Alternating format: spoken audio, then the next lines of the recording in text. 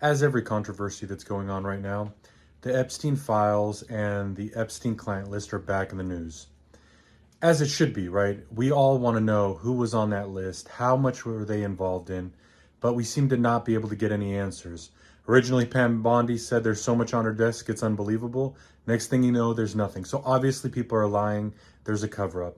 I think this Epstein client list, Epstein Files things is going to be a really negative hit to Trump's overall legacy.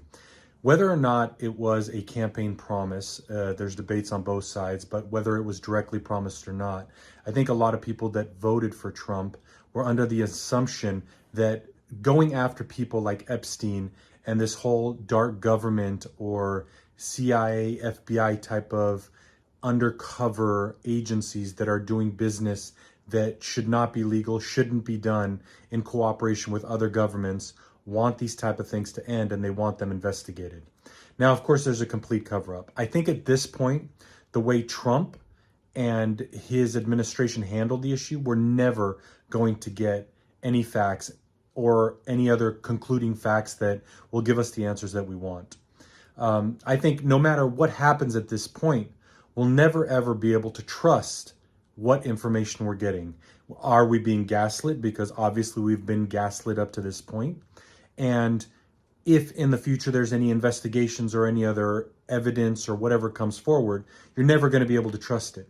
Right today, there was this whole press conference where Epstein's victims said they have their own list that they're going to put forth. Some of these news agencies claim that Trump's at the head of it. I'm sure that's going to be something they publicize because they're always having a hit piece at him, which again is another unfortunate series of events because we're never going to be able to believe whatever they say as well, because for the last 8 years, they've been attacking him and pushing false narratives like Russiagate. Even though if there was credible evidence that would show that he participated far more than he alludes to, we can't trust it because it's just another hit piece. So at this point, I feel like this going forward with what was put on the press conference today, I believe is some sort of hit piece. If the Democrats are supporting the Epstein files being released, I think that's amazing. That's great. Why that didn't happen in the last 4.5 years or 4 years when Biden was in office, I think there's an obvious answer for that. And finally, all of this just goes back to the fact that the waters are so muddy, we're never going to be able to know what to believe. Maybe 70 years down the line, there's going to be a Freedom of Information Act that publicizes what actually happened. But of course, by then, everything's too late and there'll be new conspiracy theories to deal with. I think the way this administration handled this is terrible. I think there's a lot of evidence that shows that really notorious, nefarious things were going on, not with just our government, with Epstein, but other governments.